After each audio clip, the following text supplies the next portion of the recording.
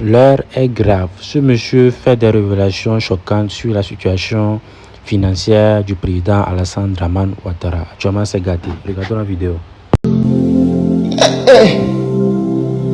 Alors, bonjour la famille, bonjour à tous et à toutes. Les amis, likez, partagez au maximum. Partagez au maximum. Regardez encore. Regardez encore. Hein? Ça c'est FMI qui vient de donner crédit encore à la Côte d'Ivoire. Ça c'est crédit de Banque mondiale. FMI. Je vais mettre en grand, j'ai mis en grand pour que vous lisiez aussi. Vous lisez aussi, frères ivoiriens. Hein? FMI, 843,900 millions. Je ne sais pas si c'est millions ou bien c'est millions, mais lisez avec moi. Le Fonds monétaire international, où notre président a travaillé, hein? Où notre président Ado, il a travaillé. Voilà, il était directeur adjoint du FMI là, où il a travaillé là. C'est eux qui vient donner crédit encore à la Côte d'Ivoire. C'est son voisin, Banque mondiale. Voilà, son collègue Banque mondiale. C'est elle qui vient de donner encore crédit à la Côte d'Ivoire. Voilà, Banque mondiale, 225 millions de dollars de crédit à la Côte d'Ivoire. Les raisons sont écrites juste en bas. Hein. Lisez bien, j'ai agrandi pour que vous lisez très bien. Hein? Les présidents se sont succédés à la tête de notre État, la Côte d'Ivoire. Mais le vieux Djoula là, il va nous tuer. Hein? Le vieux Djoula là, il va nous tuer. C'est-à-dire qu'il a déjà pris crédit des vivants. Et maintenant là, c'est crédit des morts. Des crédits des morts qu'il est en train de prendre. Hein? Vous les frères Djoula là, les frères Djoula là, qui dirigent aujourd'hui la Côte d'Ivoire là. Vous avez pris les armes à cause de votre enfant. À cause de votre enfant là. C'est pour venir endetter la Côte d'Ivoire comme ça quoi. Le premier président de la Côte d'Ivoire, Félix Houphouët-Boigny, c'était un Baoulé, hein? Un Baoulé qui a dirigé le premier président de la Côte d'Ivoire, un Baoulé. Et il a fait la passe à son fils, Henri Konan Bédié. Et selon les informations que nous avons, le président frère Henri Konan Bédié a hérité. Lui aussi il était Baoulé, hein? Henri Konan Bédié, lui aussi il était Baoulé. Il a hérité d'un crédit de 7800 milliards Bédié. C'est le crédit que le premier président Félix Houphouët-Boigny, qui était Baoulé comme lui a laissé. 7800 milliards de crédit qu'il a laissé à Bédié, le président Henri Konan Bédié. Et quand on ajoutait la dette intérieure de la Côte d'Ivoire dessus, qui était de 1000 milliards, ça faisait 8800 milliards. Sous Henri Konan Bédié. Et là, on était en 1993, quand Bédié a pris le pouvoir. En 1999, Bédié a connu un coup d'état de Gueye Robert, un Yacouba du sud-ouest de la Côte d'Ivoire, un Yacouba. Un Yacouba a renversé un Baoulé. Et le Yacouba a hérité de cette dette de 8800 milliards. Donc sous Gueye, un militaire, en 1999, la dette de la Côte d'Ivoire était de 8800 milliards. Jusqu'à ce que nous les Ivoiriens, nous disions que non, nous ne voulons pas d'un pouvoir militaire. Et nous avons chassé le président Gueye Robert, un Yacouba, pour mettre un BT à la place de Gueye. Un BT à la place de Gueye en 2000. Ce qui veut dire que, avec la parenthèse de Gueye Robert qui est Yacouba, la dette de la Côte d'Ivoire n'a même pas monté. Parce qu'avec son coup d'état, les institutions de Bretton Woods ont décidé de ne pas donner de crédit à la Côte d'Ivoire. Mais ce Yacouba là, dans son treillis là, il réussissait quand même à comment on appelle ça? Il a réussi du moins à laisser une dette de 6 000 milliards au président Laurent Gbagbo. Une dette de 6 000 milliards au président Laurent Gbagbo. Et 18 mois plus tard, vous les Djoula là, vous avez pris les armes. Vous avez pris les armes pour couper le pays en deux. Dans la mer du BT. Vous avez pris les armes, vous les frères du Nord, les Djoula là, vous avez pris les armes pour dire que la gouvernance du président Gbagbo là, c'était pas bon. Voilà, jusqu'à même, vous avez trouvé même la dette de la Côte d'Ivoire sous le président Laurent Gbagbo de vertigineuse. Et vous avez coupé le pays en deux. Mais malgré ça, le président Laurent Gbagbo a travaillé avec les richesses du pays là. Les richesses du pays, les mêmes richesses du pays avec lesquelles a travaillé le président Félix Houphouët-Boigny, le président Rikona Bédié, le président Gueye. Ce sont les mêmes richesses là. Les mêmes richesses là que le président Laurent Gbagbo a essayé de bien arranger pour s'occuper de nous les Ivoiriens. Et malgré que le pays était divisé en deux, le président Laurent Gbagbo a réfléchi pour nous créer ce qu'on appelle le budget sécurisé. Ça dit, nous-mêmes les Ivoiriens là, nous allons dépendre maintenant désormais de nos propres ressources. C'est comme ça que le président Laurent Gbagbo a dirigé la Côte d'Ivoire. Donc malgré que le pays était divisé en deux, le président Laurent Gbagbo a son budget sécurisé, et c'est dans ça là, il réussissait quand même à diminuer le crédit de la Côte d'Ivoire. Avec nos propres richesses, avec les richesses de la Côte d'Ivoire. Et dans ça, avec le programme PPTE, le programme des pays très endettés, il réussit quand même à nous faire descendre jusqu'à 4 000 milliards de dettes. Jusqu'à ce que vous les Doula là, vous venez prendre le pouvoir chez nous en Côte d'Ivoire. Ce qui sous-entend que, avec nos richesses, nos propres richesses, attaquées ivoiriennes là même là, nous pouvions vivre même. Jusqu'à ce qu'en 2011, comme c'est vous qui aviez des relations, vos amis français vous êtes à venir installer votre propre fils, un Doula à la tête de la Côte d'Ivoire. Un Doula à la tête de la Côte d'Ivoire. On dit, oh, c'est lui qui connaît papier. Oh, c'est lui qui a travaillé les blancs aux institutions de Bretton Woods. Il maîtrise tous les rouages de l'économie. Vous les Doula, vous nous avez fait ça en Côte d'Ivoire. Alors, vous installez degré de force votre fils du Nord à la tête de notre pays avec l'aide de la communauté internationale, vos amis blancs là. Vos amis blancs là, ceux avec qui votre fils a déjà travaillé là.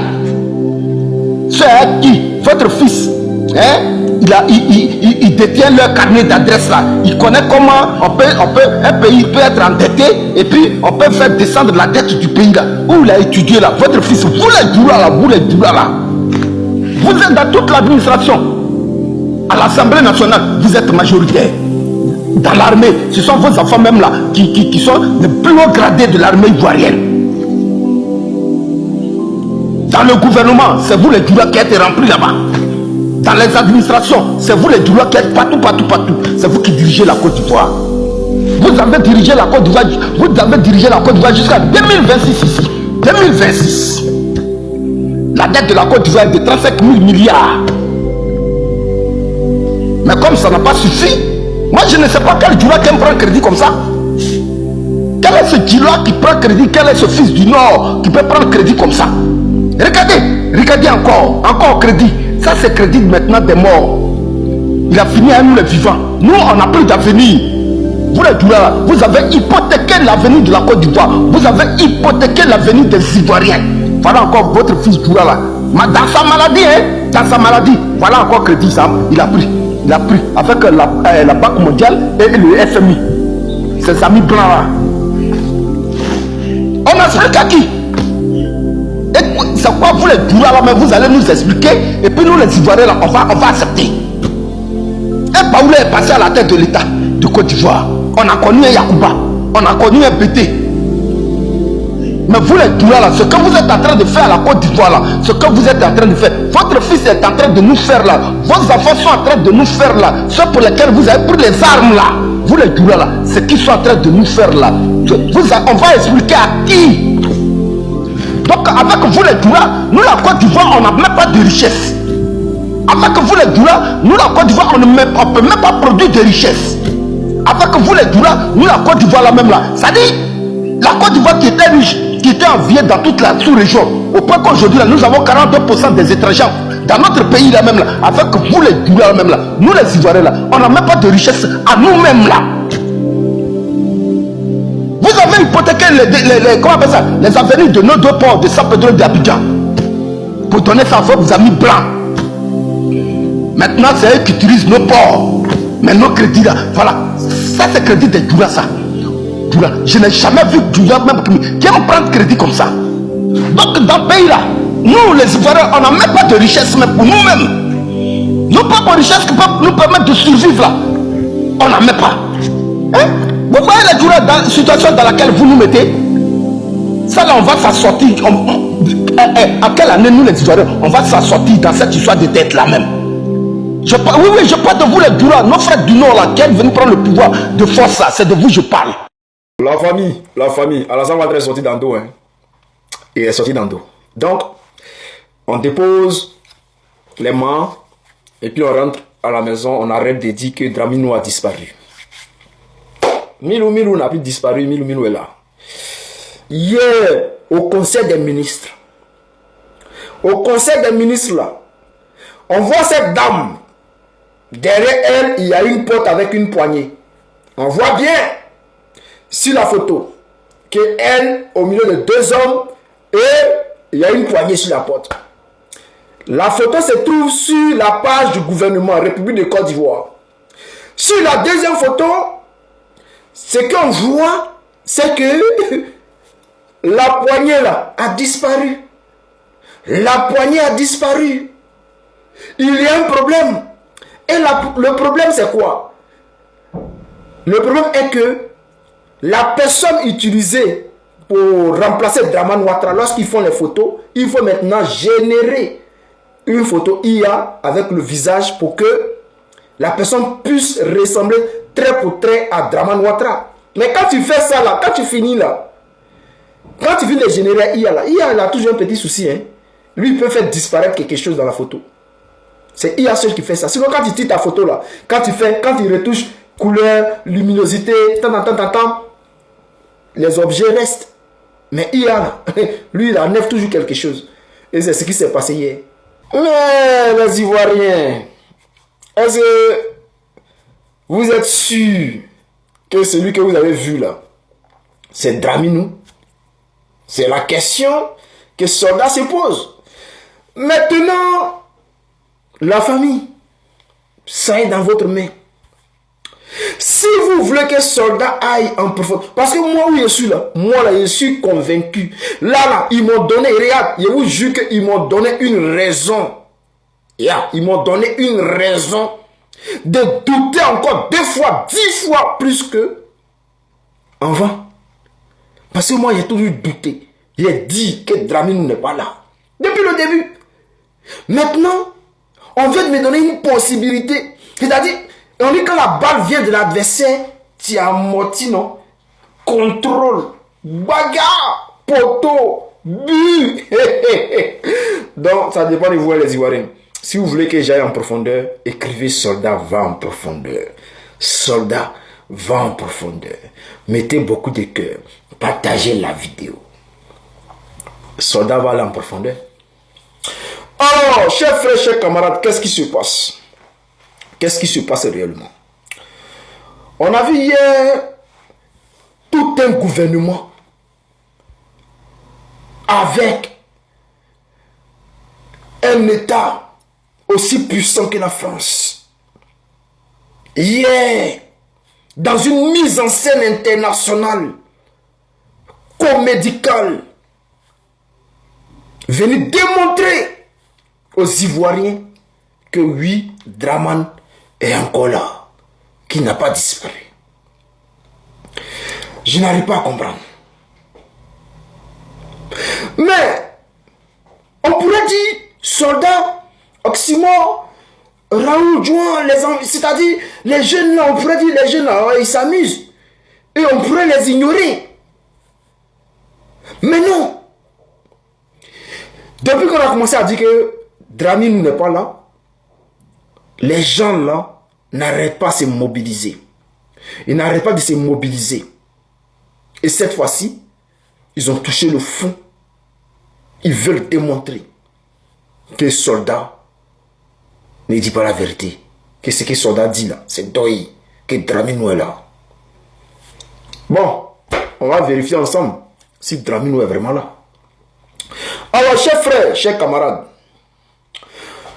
pour ceux qui pensent qu'ils ont vu Dramane là, moi, je vous dis que, les gars, celui que vous avez vu là, ce n'est jamais Dramane. On va faire un petit truc ensemble. Hier, dans le conseil des ministres là, ils ont pris photo avec un gars. Ils ont tiré photo un gars. Ce qui a attiré mon attention, c'est cette photo-là. C'est-à-dire quoi? Le torse du gars et sa tête là, est tellement énorme que son bras. Regardez, par rapport à moi, mon torse, mon corps, mon bras. Est-ce que vous voyez un peu? C'est-à-dire si je salue là, par rapport à là, on va sentir que mon bras il est là. Mais hier, la photo qui a été prise là, entre le Premier ministre et le soi-disant Draminou, on voit que la tête, le torse, c'est tellement balèze que le bras flotte dedans. Ça, les Israéliens se disent, oh bon, non, son corps en forme, ses bras sont minces, mais c'est tout. Je vais vous montrer quelque chose. Regardez cette vidéo-là. Celui que vous voyez là, est-ce que vous le connaissez? Non? Vous ne le connaissez pas. C'est un homme politique. Hein? Ce monsieur que vous voyez est un homme politique. Il rentre dans un café, il s'assoit, il déguste son café chaque matin. Et il fait ça chaque jour dans ce même café.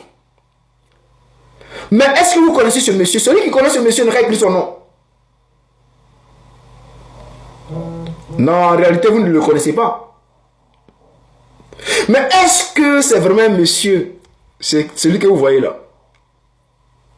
Non, les gars, ce n'est pas un monsieur. Regardez par vous-même. Voici un masque qui coûte 1000 $. Et il est presque trop réaliste. C'est une société italienne d'effets spéciaux qui rend ces masques en silicone ultra réalistes. Comme vous pouvez le constater, il permet à toute personne de modifier complètement son identité en seulement quelques secondes. Ils peuvent même imiter vos expressions spatiales et ils viennent dans différents tons de peau et catégories d'âge. Voici une version classée dans la catégorie gouvernementale. Cette personne dans un cafétéria est équipée de ce masque et cela fonctionne vraiment bien. Car vous ne pouvez pas imaginer que derrière ce masque se cache une femme, ce qui est très surprenant avec ce masque. Voilà. C'est une femme et non un monsieur.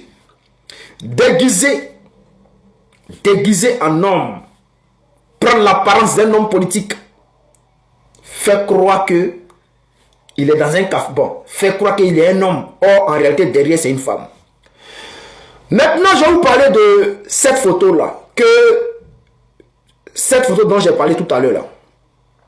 Quand je vous dis non, pourquoi le torse, la tête et les bras, quand on regarde, on a l'impression qu'il y a quelque chose qui cloche. Voici pourquoi. Regardez cette vidéo-là.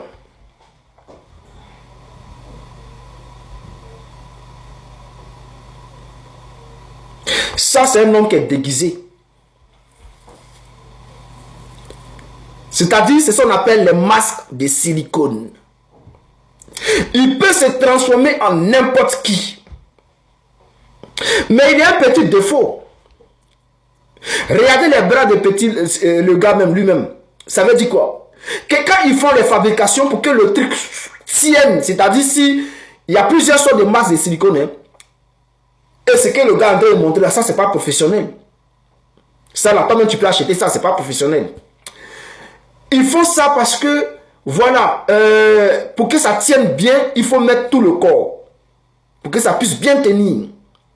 Et quand c'est comme ça, si le gars, il met le masque, forcément, il s'habille complètement en masque, forcément les bras là, au bout là, va être, c'est-à-dire les bras vont devenir minces que le corps. Et là, tu vas sentir le défaut. Et il y a plusieurs masques comme ça. Je peux vous montrer plusieurs. Vous pouvez regarder cette vidéo là. C'est-à-dire, ce sont des personnes qui peuvent se déguiser en n'importe qui. Peut se déguiser en n'importe qui. Et ces masques-là ne coûtent pas cher. Ces masques ne coûtent pas cher. Ces masques de silicone. Ça coûte seulement que 600 000 francs. C'est-à-dire 1000 $. Pardon, 1000 €, je crois bien. 1000 €, 1000 $. Entre 600 et 580 000. Donc, imaginez maintenant un masque qui peut coûter 100 000 $. Ou bien 50 000. Ou peut-être même 100 000, 200 000, 300 000. On va aller maintenant en profondeur. Voici le président Joe Biden. On dit que le président Joe Biden portait des masques de silicone. C'est-à-dire, on dit, arrivé un moment, le président Joe Biden, là, il avait des pertes de mémoire.